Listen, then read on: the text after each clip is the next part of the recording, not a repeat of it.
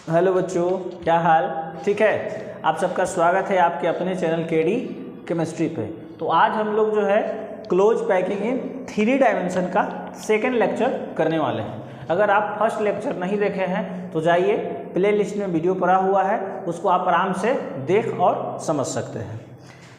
Chapter 1 जिसका हम लोग बात करें सॉलिड स्टेट का, क्लास 12 का हम लोग 5 से 6 क्लास कर चुके हैं और उसका अगला क्लास करने के लिए हम लोग यहाँ हाजिर हो चुके हैं। तो अगर आप हमारे चैनल पर नए हैं तो प्लीज़ हमारे चैनल को सब्सक्राइब करें और बेल आइकन को ज़रूर प्रेस कर दें ताकि जो भी सूचना हो वो आपके पास आसानी से पहुंच जाए। चलिए क्लास को स्टार्ट करते हैं बिना समय गंवाए। तो आज का हमारा टॉपिक यही है कि फर्स्ट था टेट्राहेड्रल वॉइड को ढकना और सेकेंड था ऑक्टाहेड्रल वॉइड को ढकना, जिसका नाम होता है क्या? टेट्राहेड्रल वॉइड्स को ढकना या इसका जो किताबी लैंग्वेज है वो है आच्छादन, मतलब उसको फुलफिल करना। वो जो होल है, जो वॉइड्स है, उसको क्या कर देना है? ढक देना है। तो क्या है इसका लैंग्वेज? देखिए, जब ऐसा करते हैं कि हम पहले इसका लैंग्वेज लिख लेते हैं, उसके बाद एक एक करके हम आपको इसका एक एक स्टेप समझा देंगे। ठीक है, चलिए देखेंगे हमने क्या किया कि इसका लैंग्वेज जो है हमने पहले लिख दिया ताकि हमारा समय बचे और समझने में, और वीडियो जो है ज़्यादा क्लास जो हो लंबा न हो, उसके लिए क्या किया, हम पहले लैंग्वेज को लिख दिया। अब समझ लेंगे क्या है कि जब तीसरे परत को दूसरे परत पर, थर्ड लेयर को जब सेकेंड लेयर पर टेट्राहेड्रल वॉइड यानी चतुष्फलकीय रिक्तियाँ ढकने के लिए रखते हैं तो इसे क्या कहते हैं?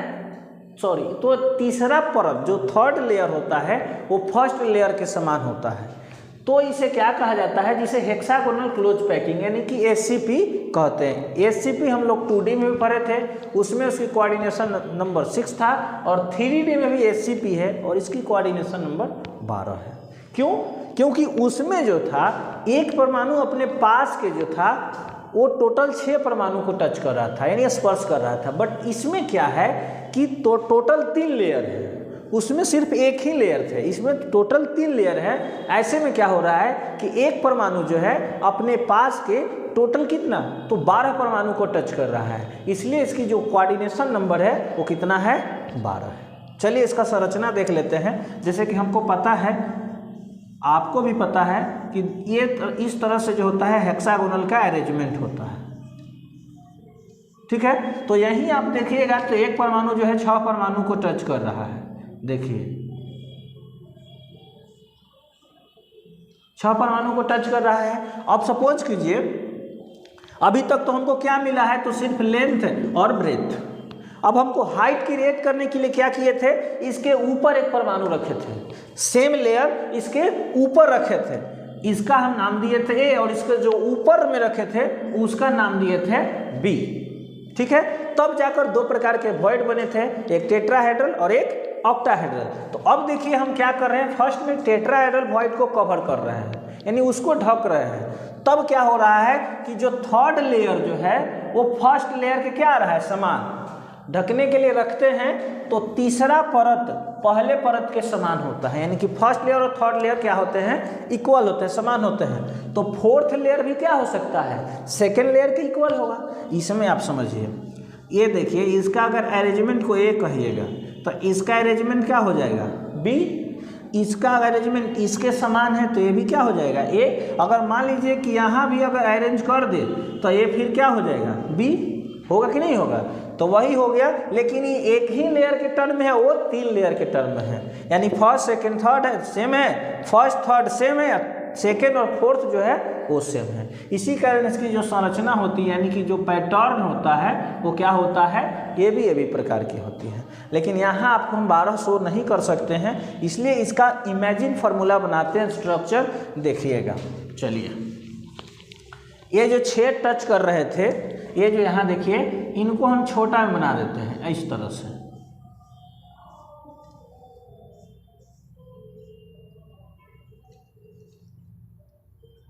1 हो गया 4 5 6। ये आपको अंडरस्टूड करके चलना है कि ये 6 जो है आपस में क्या कर रहे हैं, एक दूसरे को टच कर रहे हैं। ये रहा हमारा सेंट्रल एटम, ये हो गया हमारा क्या, सेंट्रल एटम, और ये टोटल 6 परमाणु को टच कर रहा है। हम किसको कवर कर रहे हैं, टेट्राहेड्रल वॉइड को। किसको कवर कर रहे हैं, तो टेट्राहेड्रल वॉइड को। ये है टेट्राहेड्रल वॉइड, ठीक है। इसको हमको कवर करना है, तो इसको हमको कवर करना है तो ये 3 ऊपर से टच कर जाएगा, इसको टच कर रहा है, इसको टच कर रहा है और इसको टच कर रहा है। तो 6 तो यहीं टच कर रहा था, 3 ऊपर से टच किया। ये ऊपर है लेकिन आपको अंडरस्टूड क्या करना है कि इसके होल में है और ये सेंट्रल एटम को क्या कर रहे हैं, टच कर रहे हैं। तो 6 और 3 क्या हो गया, 9, और 3 इसके फर्स्ट लेयर से। चलिए, ये भी किसको ढकेगा, इसको ढकेगा, ये फिर किसको ढकेगा, इसको ढकेगा, ये फिर किसको ढकेगा, इसको ढकेगा। तो आप ऐसे में देखेंगे कि एक परमाणु जो सेंटर में वाला था वो टोटल कितना को टच कर रहा है, तो टोटल 12 को टच कर रहा है। तो अब इसकी जो कोऑर्डिनेशन नंबर होगा वो कितना हो जाएगा, 12 हो जाएगा। इसका कोऑर्डिनेशन नंबर कितना हो जाएगा, 12 हो जाएगा। और देखिए, अगर आपको ऑक्टाहेड्रल करना है, यानी कि जो इसका दूसरा नंबर है, तो उसमें ज़्यादा तूल फजूल नहीं है।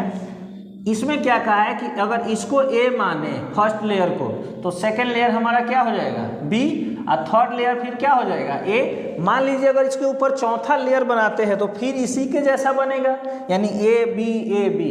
इसी कारण इसका जो संरचना क्या हो गया, ए बी प्रकार का हो गया। ये संरचना आपको अंडरस्टूड करना है कि ये जो 3 ऊपर पर उनकी, चूंकि यहाँ करेंगे तो कि बॉल तो है नहीं कि आपको इमेजिन करके दिखा दें। अब यहाँ बनाएंगे तो आपको दिखाई नहीं देगा, फिर भी ऊपर वाला तो बन जाएगा, नीचे वाला को कैसे रिप्रेजेंट करेंगे। सो आपको इमेजिन करना पड़ेगा कि इसका किस प्रकार का संरचना है। इसको आप नोट कीजिए, तब तक हम रुकते हैं। चलिए, अब हम जो है टेट्राहेड्रल हो गया, ऑक्टाहेड्रल को देखेंगे, ठीक है। चलिए, सेकंड नंबर था क्या, ऑक्टाहेड्रल पॉइंट। ऑक्टाहेड्रल वॉइड्स, अष्टफलकीय रिक्त, अष्टफलकीय रिक्त। देखो, इसका भी सेम हो जाएगा, कुछ बदलेगा कि जब तीसरे परत को दूसरे परत पर यहाँ टेट्रा की जगह क्या कर देंगे, ऑक्टाहेड्रल वॉइड ढकने के लिए रखते हैं, तो तीसरा परत पहले परत के समान नहीं होता है, समान नहीं होता है। ये क्या कहा कि पहला परत जो था, तीसरा परत जो था वो फर्स्ट लेयर के इक्वल था, समान था, और ये समान नहीं है, यह समान है, जिसे हेक्सागोनल की जगह एक नया नाम आ जाएगा, क्यूबिक क्लोज पैकिंग, यानी एससीपी की जगह क्या आ जाएगा, सीसीपी। देखिए, हमने चेंज कर दिया बहुत कम समय में, क्योंकि ज़्यादा बदलना नहीं पड़ा। जब तीसरे परत को दूसरे परत पर ऑक्टाहेड्रल वॉइड ढकने के लिए रखते हैं, तो पहले परत, तो तीसरा परत जो होता है पहले परत के समान नहीं होता है, यानी तीनों लेयर अलग अलग होते हैं, तीनों जो लेयर होते हैं वो अलग अलग होते हैं, जिसे क्यूबिक क्लोज पैकिंग यानी सीसीपी कहते हैं, ठीक है, यानी सीसीपी इन 3D।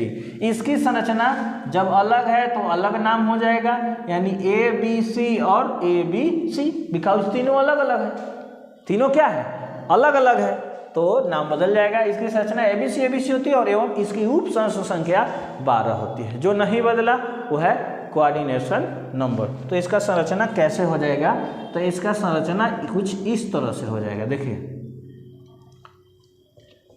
ये जो ऑक्यूपाई किया गया है, नहीं आच्छादित किया गया है, किसको आच्छादित किया गया है, तो टेट्राहेड्रल को। अब हमको किसको करना है, तो ऑक्टाहेड्रल को। ऑक्टाहेड्रल को करने के लिए क्या हो जाएगा कि संरचना बदल जाएगा, फर्स्ट लेयर कुछ और रहेगा, सेकेंड लेयर कुछ और रहेगा, और थर्ड लेयर भी कुछ और रहेगा। तो और को कैसे दिखाएंगे, तो और को ऐसे दिखा देंगे, बस थोड़ा सा का चेंजिंग है। ये देखिए, ये जो था सब इसी को ढक रहा था, लेकिन इस बार जो ये है ये ऑक्टाहेड्रल है, तो ये इसको ढकेगा, यानी ये वाला परमाणु इस होल में जाकर फिट हो रहा है, और ए वाला भी परमाणु जो है इस होल के बजाय इस बार इस होल में फिट होगा, और ए वाला जो परमाणु होगा इस होल के बजाय इस वाला में फिट होगा। और इसका भी देखिए, अगर इसका नाम रख देते हैं ए तो इसका नाम क्या हो जाएगा बी, और फिर इसका नाम क्या हो जाएगा सी, क्योंकि तीनों अलग अलग है।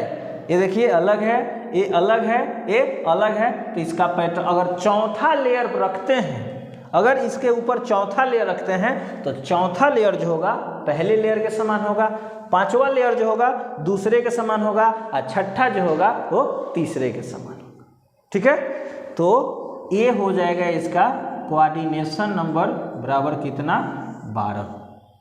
कोऑर्डिनेशन नंबर बराबर कितना हो जाएगा 12। पिछले क्लास में 2 फार्मूला हमको लिखवाना था, जहां ये वॉइड्स बने थे बट नहीं कराए थे, छोड़ दिए थे कि आज कराएंगे।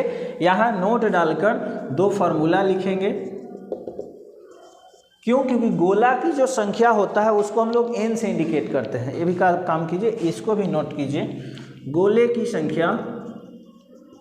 की संख्या जिसको परमाणु की संख्या भी बोलेंगे बराबर n, टेट्राहेड्रल वॉइड की संख्या, टेट्राहेड्रल वॉइड्स की संख्या बराबर 2n, एंड ऑक्टाहेड्रल वॉइड्स की संख्या बराबर n। इस फार्मूला को नोट करेंगे हम लोग। अगले क्लास में जो है न्यूमेरिकल पढ़ेंगे, इसी फार्मूला पे न्यूमेरिकल्स बनेंगे। फिर जो आएगा कि सिद्ध करें कि पीयूसी की संकुलन क्षमता 52.34% होती है, एफसीसी की संकुलन क्षमता 74% होती है। ये सिद्ध करेंगे, वहाँ फार्मूला निकलेगा, उस फार्मूला पे भी हम न्यूमेरिकल करेंगे। ठीक है, तो चलिए आज का क्लास हम यहीं तक रुकते हैं। समझ में आया तो हमारे चैनल को शेयर कीजिए, वीडियो को सब्सक्राइब कीजिए चैनल को, और लाइक कीजिए दबाकर। धन्यवाद।